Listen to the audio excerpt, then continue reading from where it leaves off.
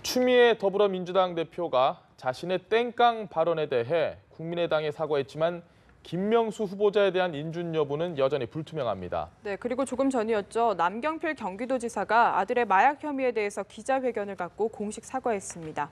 관련 내용 짚어보겠습니다. 김현 더불어민주당 대변인 차명진 전 새누리당 의원 나오셨습니다. 안녕하십니까? 네, 안녕하세요. 네, 안녕하세요. 네. 국회 소식 먼저 짚어봐야 될 것 같습니다. 김 의원님, 일단 추미애 대표가 어쨌든 공개적으로 사과를 했고 국민의당도 좋든 싫든 어쨌든 알겠다라고 얘기를 했는데 그럼에도 불구하고 김명수 대법원장 후보자 인선 문제는 아직까지도 좀 쉽지 않아 보입니다. 어떻게 보십니까? 네, 그렇죠. 어저께 이제 저희 더불어민주당 당이 만들어진 지 62년 생일 되는 날 예. 그러니까 대통령의 해외 순방을 앞두고 대통령께서도 좀 협조 요청이 있었던 거고요.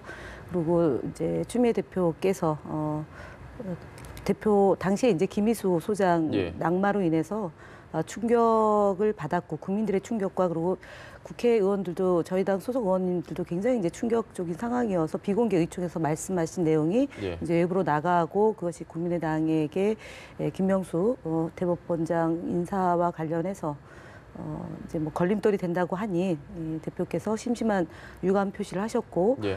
지금 그러니까 국민의당에서는 전향적으로 지금 인사청문 보고서를 채택하려고 하는데 사실은 자유한국당과 이제 바른정당이 조금 미온적인 거죠. 그러니까 자유한국당은 당론으로 반대를 하겠다는 예. 입장이 명료한 거고 바른정당은 인사 청문회 결과 보고서 채택하는 문제에 대해서는 조금 긍정적으로 나오고 있는 것 같습니다. 그래서 오늘 내일 상간에 이제 예. 보고서 채택 문제가 좀 매듭되어지지 않을까라고 전망은 해봅니다. 알겠습니다. 정말 국민의당이 캐스팅 보트로서 존재감을 확실히 드러내고 있는데요. 오늘 의총에서 좀 당론이 어떤 식으로 나오게 될까요? 우리 김현 의원도 해보시겠지만 인사청문회를 거쳐서 장관이나 어떤 헌법재판소장, 대법원장 이런 분들을 투표를 할 때 세 가지 요인이 의원들의 마음을 결정해요. 네. 첫째 요인이 뭐냐? 청문회 등을 통한 일감. 그런데 지금 얘기했듯이 캐스팅 보트를 국민의당이 쥐고 있어요. 예. 현재로서는 국민의당 빼고 130대 130이거든요. 과연 국민의당 40명 중에서 어떻게 될 것인가? 이거를 이제 결정할 때 제가 지금 얘기한 세 가지 요인이 결정하게 되는데 청문회를 통한 일감과 관련해서는 제가 이게 들은 모 의원들의 예. 정보에 의하면 김현 의원 잘 들어보세요. 이분이 처음에 버스 타고 왔죠. 춘천에서 예. 이것에 대해서 상당히 국민의당 의원들이 별로 안 좋게 생각한답니다. 이것도 쇼통 아니냐. 예. 이거 보여주기 위한 거다. 실제 이런 행적을 청와대에서 또 사실은 PR을 했어요. 예. 그 점이 한 요인이고 두 번째 요인이 뭐냐면 현재 그 집권당에 대한 태도. 예. 지금 얘기하신 이제 추미애 대표의 사과 이것이 그 한 측면인데 사실은 국민의당 의원들이 많이 이렇게 생각해요. 중요한 건 대통령의 태도지 추미애 대표의 태도 아니지 않느냐. 근데 대통령이 아직도 우리와 소통을 하기를 거부하지 않느냐. 예. 이런 측면, 우리를 좀 인정하지 않지 않느냐. 이런 측면에 대해서 많이 생각합니다. 혹시 예를 들어서 여러 가지 문자 폭탄 이런 것에 대해서 우려한다고 생각하시는데 문자 폭탄은 제가 듣기로는 양쪽에서 지금 쇄도한답니다. 예. 거의 대부분의 국민의당 의원이 휴대폰을 지금 차단했다고 합니다. 그래서 별로 요인이 안 돼요. 그다음에 세 번째, 향후 나의 재선에 어떤 영향을 미칠 것인가. 예. 현재 내가 어느 쪽으로 가는 것이 다음에 도움이 될 것인가. 근데 이 부분에 관련해서는 국민의당의 현재 현직 의원들, 비례대표 빼고는 대부분이 사실은 다선 의원이에요. 예. 이분들이 현재 딱 더불어민주당 그리고 문재인 대통령에 대한 지지율이 어떤 성격을 가지는가를 다 알고 있을 거예요. 예. 이게 움직이게 돼 있다. 현재 내가 어떤 태도를 취하면 그것이 나중에 온다. 이거를 다 생각하고 있을 겁니다. 이 세 가지 요인을 제가 지금 얘기했는데 제가 정확하게 딱 집어서 얘기하진 않았지만 어느 쪽으로 기우는가는 얘기해 드렸죠. 예. 이것이 바로 다음에 실제 투표에 들어갈 때 결정을 할 겁니다. 그러니까 지금 바른정당이나 자유한국당에서 뭐 이거를 직권상정해라 아니면은 뭐 합의상정해라 이거 별로 안 중요합니다. 이거 이미 다 정해져 있어요. 예, 알겠습니다. 국민의당의 입장에서는 지금 세 가지 요인을 콕 집어서 말씀을 해주셨는데 아무래도 호남 민심에 대한 부담감 이게 득일 수도 있고 때론 독일 수도 있고 두 번 연속 김희수 낙마 이어서 네, 김명수 낙마까지 가기는 부담스럽지 않느냐라는 그런 시각이 많습니다. 어떻게 네, 보십니까? 지금 뭐 말씀하신 세 가지 요인에 대해서 뭐 인정할 건 있지만 예, 뭐 제가 그것에 대해서 논평하고 싶지는 않고요. 다만 이 분이 결격 사유가 있느냐, 이게 인사청문회 요인이라는 건 그렇지 않습니까? 이분이 예. 그 직을 수행하는 데 있어서 하자가 있느냐 아니냐, 이제 이 판단이 제가 볼 때는 의원들이 선택하는 가장 중요한 지점인데. 그동안 5대 그 소위 말하는 그 결격 사유가 예. 단 한 건도 적용이 안 되는 분이고요. 그다음에 이제 뭐 그 서열을 뭐 파기한다라고 얘기를 하지만 사실 뭐 그게 대법원장으로서의 지위를 수행함에 있어서 뭐 부족한 부분은 예. 아니다라고 봅니다. 더 잘할 수 있다 외려 이렇게 보기 때문에 사실은 지금 국민의당이 어제 그 저희 유감 표시하고 난 뒤에 이제 오늘 이제 의총을 한다고 예. 되어 있지 않겠습니까? 공개적으로 제가 볼 때는 반대를 하실 분들은 그닥 그렇게 많지는 않을 거라고 보고요.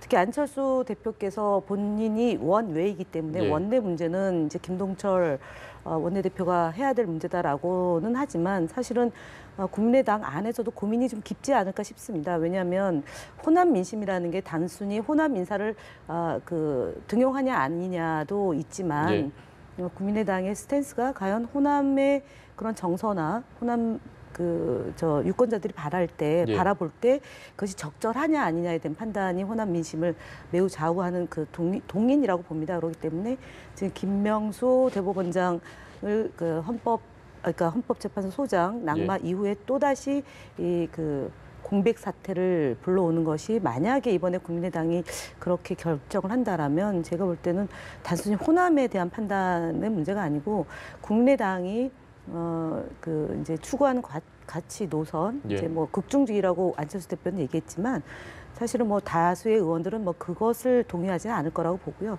현명한 판단을 내리지 않을까 저는 그렇게 내다봅니다. 그리고 앞서 추미애 대표가 문자 때문에 차단했다고 예, 했지만 예. 사실이 아닌 거를 말씀드립니다. 아니, 제가 얘기한 건 추미애 대표 얘기한 게 아니라 국민의당 의원들에 대한 의원들이 문자. 네. 그래서 폭탄 현재 얘기. 국민의당 의원들이 호남 민심을 의식하지 않겠냐 이런 말씀을 많이 하시는데 이렇습니다. 제가 보기에는 하나는 이 김명수 후보자는 호남 분이 아니에요. 예. 그래서 특별하게 호남 민심을 과연 국민의당 의원들이 고려할 것이냐. 다만 이런 건 있을 거예요. 지금 문재인 대통령을 열렬히 지지하는 분들이 예. 이 국민의당 이 의원들한테 상당히 이제 열심히 문제 제기를 하는 이런 상황에 대해서 국민의당 의원들이 어떻게 대응할 것이냐. 예. 이 문제에 대해서는 아까도 제가 말씀드렸듯이 이분들이 정치 한두 해 한 분들이 아니거든요.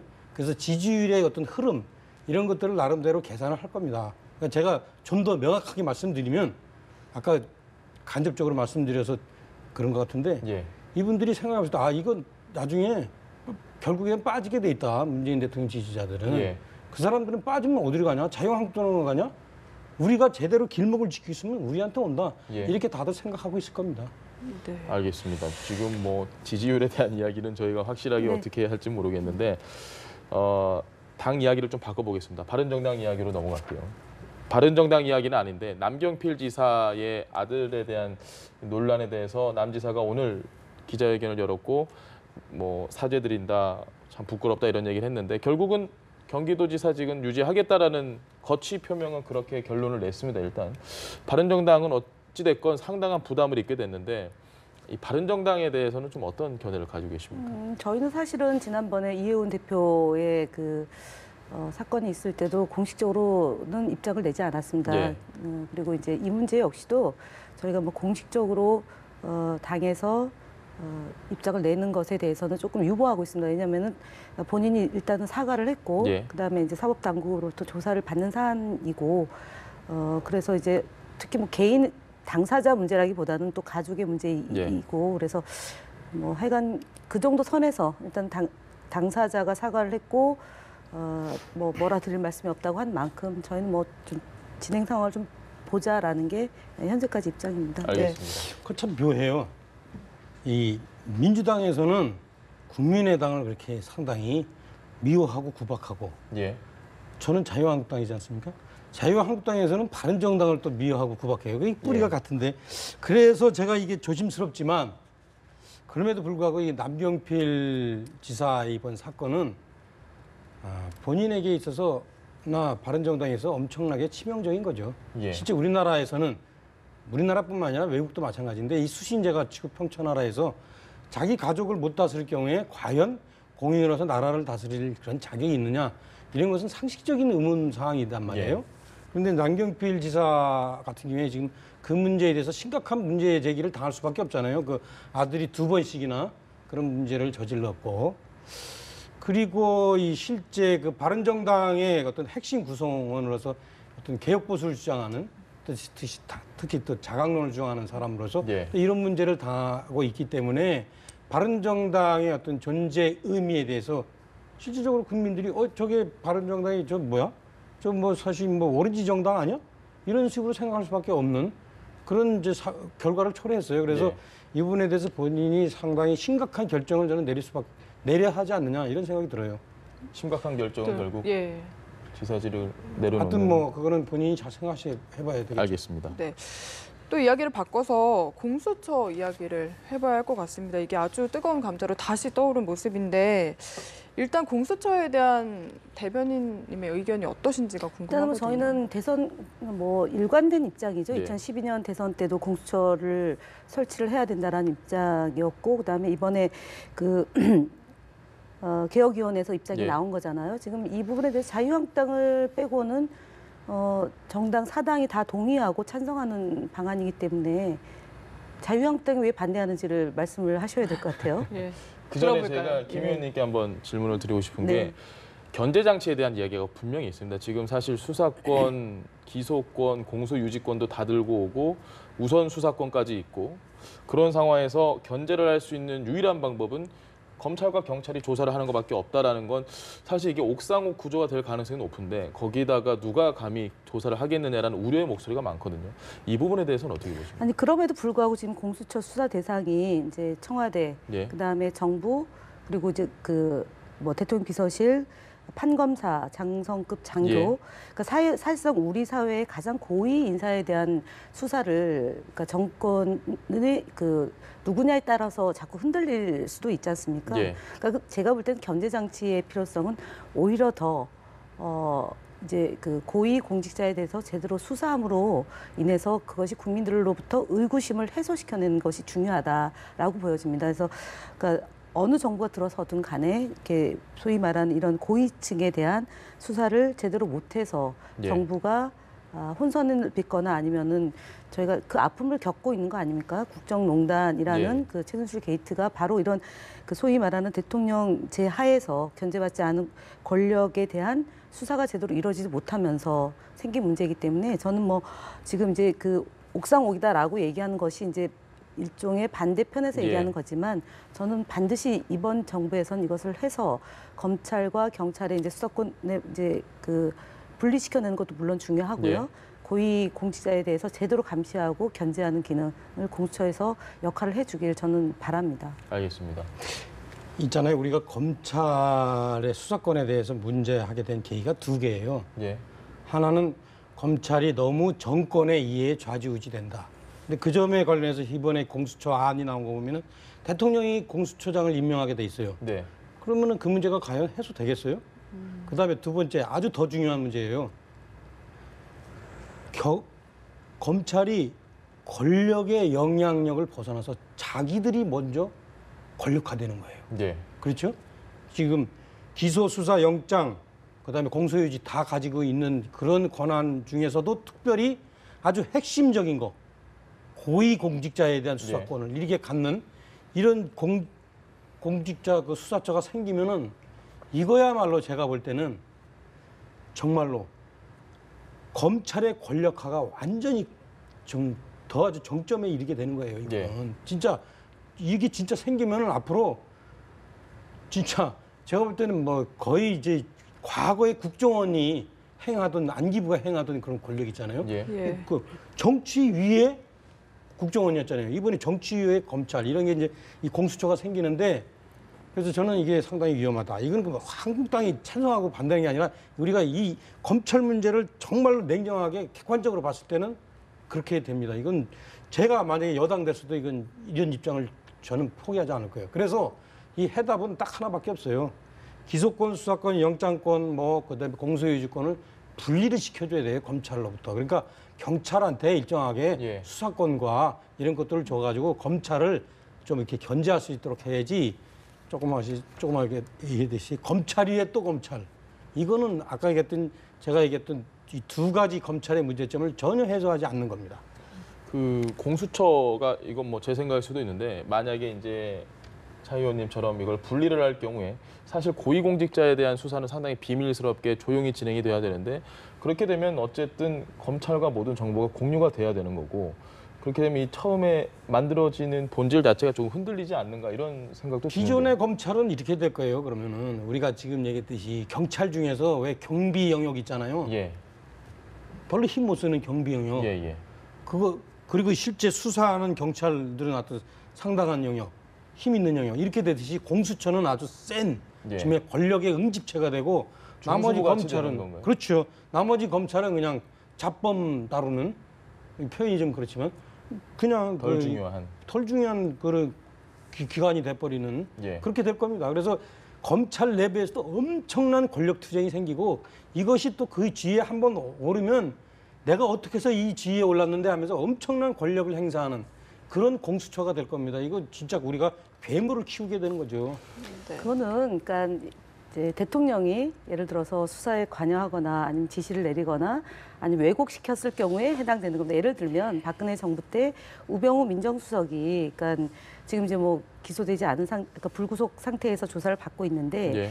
그렇게 권력이 직접 그런 영향력을 행사할 때인 거죠. 지금은 권력을 내려놓고 국민에게 돌려드리겠다라는 취지하에서 지금 그 검찰이 견제받지 않은 권력을 좀 분산시키는 거고 고위공직자라고 해서 법망을 피해갈 수 없도록 만들겠다는 단호한 의지 속에서 얘기하는 겁니다. 그래서 제가 네. 볼 때는 지금 이제 차명진 의원이 우려하는 것은 그렇게 권력을 사유화했던 집단과 세력이 또다시 이제 공수처를 만들었을 때는 그런 문제가 발생하겠지만 지금은 그런 정부가 아니기 때문에 그거는 기우이다라고 말씀을 드리겠습니다. 아, 네. 그다음에 국정원에 대해서도 아니 제가 비교를 정권을 했는데요. 잡아서 네. 아니요, 그 정권 잡을 일이 없어요. 그렇게 비교하면 안 맞고요. 그러니까 국정원에 대해서 마찬가지입니다. 예를 들어서 그러니까 김대중 정부의 국정원과 그 노무현 대통령의 국정원이 지금처럼 이런 일을 벌이지 않았습니다. 이명박 박근혜 정부 때 그 국정원을 사유화시키면서 댓글 공작을 하고 그다음에 대북 심리전을 하랬더니 대남 심리전을 한 거고요. 네. 그다음에 국정원 직원들을 댓글 다는 요원으로 전락시키고 군 기무사가 제대로 작동하지 않고 사이버 사령부를 통해서 댓글 공작을 했던 거지 않습니까? 이런 것들을 다 제자리에 돌려놓고 국정원이 제 역할을 하자라는 게 취지인 거고요. 검찰과 경찰의 그런 수사권과 관련돼서는 조정 조율을 하고 있는 상황이고요. 그럼에도 불구하고 고위공직자들에 대한 이런 비리 수사를 제대로 하자는 취지로 지금 이 공수처에 대한 논의가 있고 예를 들어서 견제 장치나 필요한 내용에 대해서는 더 보강해서 논의하면 될 문제인 거지 이게 괴물이다라고 얘기하면 제가 볼 때는 적절한 지적은 아니다라고 봅니다. 예, 우리 김 의원께서 이제 수사 아마 안 받아봤죠. 저는 수사 많이 받아봤는데요. 이렇습니다. 하나는 그 김 의원이 지금 정권에 따라서 달라질 거다. 예. 이제 그것도 저는 이제 사실은 문제예요. 근데 막 저는 그건 논박하고 싶지 않고 너무 뻔한 얘기이기 때문에 중요한 건 제가 얘기할 때 아까 계속 강조하는데 이거는 정권의 부침과 상관없는 독자적인 권력체가 형성된다니까요. 그 민주적인 미국에서조차 그 FBI 국장이 각종 그 정치인들의 그 정보들을 다 자기가 갖고 있으면서 40년간 국장으로서 집권을 했잖아요. 이제 공수처가 생기면 공수처장이 그런 식의 어떤 그 역할들, 공수처 간부들이 그렇게 하면서 공수처가 또 다른 권력기관으로 이렇게 나올 생각이라서 그런 모습이 예상되기 때문에 이건 여야를 어떤 떠나는 문제다 이게요. 그러니까 제가 얘기하는 건 뭐냐면 지금 그거 말고 여당에서 추진하는 거 있잖아요. 검경 수사권 분리. 예. 그거 하세요. 그것도 합니다. 예. 네, 네. 예, 알겠습니다. 네. 이 공수처는 어쨌든 지금 처음 아니기 때문에 아마 국회를 논의 과정을 지나면서 통해서, 또 네. 어떻게 될지 네. 모르니까 그건 천천히 저희가 얘기하시고. 그러니까 된다는 것을 전제하고 예. 보완해 나간다라고 그렇죠, 보시면 될 그렇죠. 것 같습니다. 그 네. 송영무 국방부 장관에 대한 이야기를 해야 될 것 같습니다. 어제 문정인 특보에 대해서 발언을 했는데 이게 논란이 됐고 오늘 또 오전에 보니까 청와대가 이에 대해서 엄중 주의를 줬다라고 이야기를 했는데 아마 김 의원님께서는 분명히 이에 대해서 어떤 입장이 있으실 것 같습니다. 일단은 뭐 직전에 국민소통 수석께서 예, 그 조율되지 않은 발언에 대해서 주의를 한 것으로 이제 짧게 논평을 예. 낸 걸 봤습니다. 어저께 이제 그 청문회에서도 이제 뭐 송영무 장관이 많이 이제 고생을 하셨잖아요. 그래서 예. 아마 국회에 오시면 이제 정치인 출신이 아닌 또는 이제 이런 이렇게 국회의원들하고 상대했을 때 좀 약간 뭐라고 그래야 되나 좀 조심하거나 예, 이렇게 당황하죠. 예, 그러다 보면 일단은 좀 말씀이 정제되지 않고 절제되지 않은 말이 불쑥불쑥 나올 수 있는 경우가 있는데 어제 아마 좀 그런 것 같습니다. 그러니까 예. 야당 의원들이 계속 이제 질문을 거듭하니까 본인이 이제 그 문정인 교수의 발언의 진위, 그러니까 그분이 사실은 상황의 변화에 따라서 예. 이런 그 한미 군사 훈련을 좀 줄여나가는 것도 네. 검토해 봐야 된다라는 거죠. 상황의 변화라는 앞에 이제 전제가 있는데 그걸 띄어내고 이제 한미 군사 훈련이 축소돼야 된다라는 그러니까 문정인 교수의 발언에 대해서 어떻게 생각하느냐라고 예. 얘기하니까 이제 뭐 상대할 수 없는 사람이다라고 본다. 그러니까 군 당국의 책임자로서 아마 좀 이렇게 군의 입장과 아니면은 좀 이렇게 지금은 강경하게 해야 될 시점이기 때문에 발언을 하셨는데 예. 문정인 교수는 사실은 특보이면서 또 교수 학자적 양심에 따라서 본인이 이제 얘기를 하게 되기 때문에 이렇게 논란이 된 것 같은데 어쨌든 좀 조정하는 게 말씀에 대해서 조금 조심하는 게 필요할 것 같아요. 네. 네, 알겠습니다. 문정인 씨 있죠. 제가 그 인터뷰한 거 다 봤거든요. 상당히 위험한 분이에요. 그분은 기본적으로 북한이 핵을 개발하는 게 미군의 위협 때문에 그렇다는 얘기를 하고 있어요. 거기서부터 모든 문제가 시작되는 겁니다. 네. 알겠습니다. 네, 더 이야기를 듣고 싶은데 시간 관계상 여기까지 듣도록 하겠습니다. 지금까지 김현 더불어민주당 대변인 차명진 전 새누리당 의원이었습니다. 말씀 감사합니다. 고맙습니다.